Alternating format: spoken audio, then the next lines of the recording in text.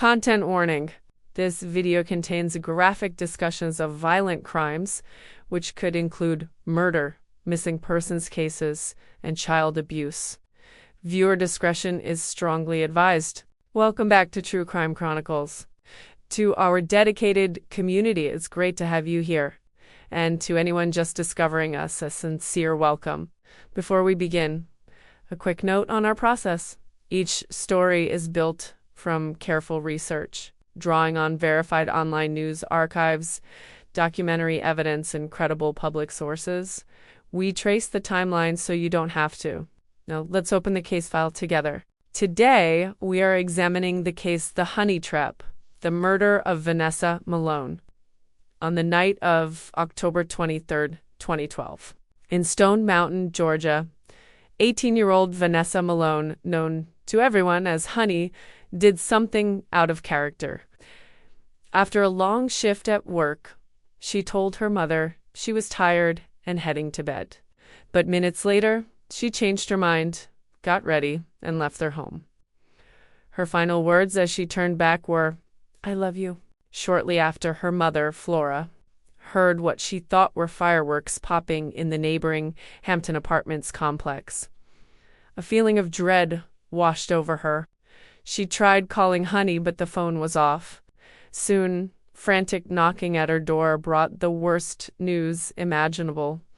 Honey had been shot. This is where the official story begins, but for Honey's family, it's where the truth starts to unravel. Police arrived at a specific apartment in the Hampton complex. Inside, they found Honey's body.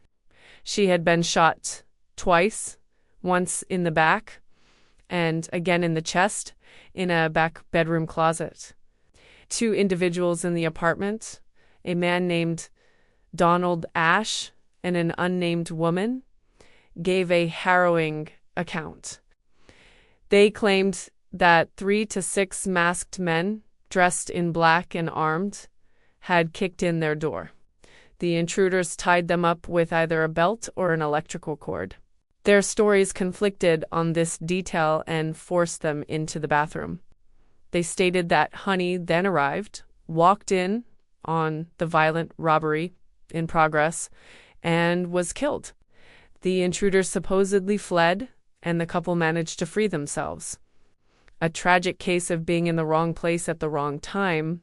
An armed robbery gone wrong, but from the very beginning, nothing about that story added up for Honey's family or, as the investigation would later show, for detectives.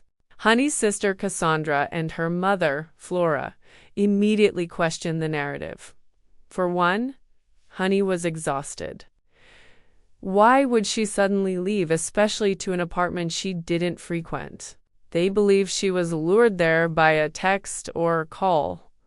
At the scene, the evidence was confusing. The apartment door was kicked in, yet Honey's family insists she would never have entered an apartment with a visibly damaged door. More critically, what was stolen? The couple initially claimed items were taken, but Honey's sister states the only thing definitively missing was Honey's cell phone and her life. Other questions swirled. Why, in an apartment with multiple adults, was the petite 18-year-old the only one killed? Why was her body moved and shot a second time? Why did the stories of the two victims contain key inconsistencies, not just about what they were tied with, but about the number of assailants?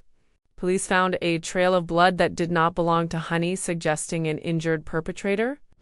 A witness reported seeing a limping man being helped by another, but no hospital records ever matched. The stolen cell phone was found discarded about a mile away. For years, the case grew cold, sustained only by a family's relentless pressure and a Facebook group called RIP Honey. Then a break. In 2020, a major development. Donald Ash, one of the two people who claimed to be tied up in that bathroom, was arrested.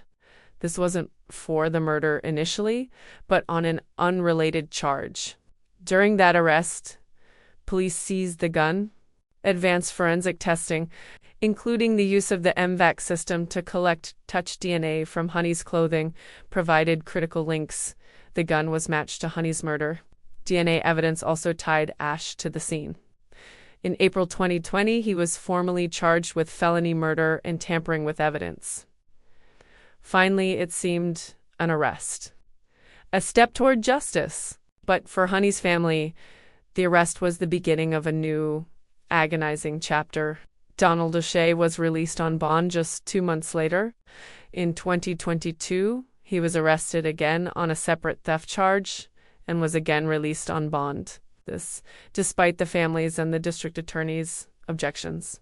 Online records even revealed Ash received nearly $60,000 in pandemic-related PPP loans while out on bail awaiting trial for murder, a fact that stunned and baffled Honey's family. The DeKalb County District Attorney's Office calls this a complicated cold case. Why? Because while Donald O'Shea is charged, police and prosecutors firmly believe he did not act alone. They state there were multiple perpetrators, and the investigation to find them all remains active a full decade later. The lead detective, S.G.L. Schuler, stated, "We do believe that multiple people are responsible for this crime, and the investigation is ongoing. We hope more arrests will follow." So what really happened to Honey Malone? Was it a random robbery, as the original account suggests? Or was she, as her family believes and the evidence increasingly implies, deliberately lured to that apartment under false pretenses? Was her murder a targeted act, with the home invasion story constructed as a cover?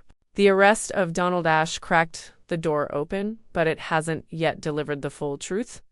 The Malone family continues to wait, advocating for a daughter and sister who never got her first car, her first house, or her first child. For True Crime Chronicles, the question remains, who else was involved in the death of Honey Malone?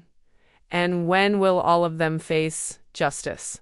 If you have any information on the 2012 murder of Vanessa Honey Malone, please contact the DeKalb County Police Department, 404-294-2911, or Crime Stoppers at 1-800-222-TEEPS 8477.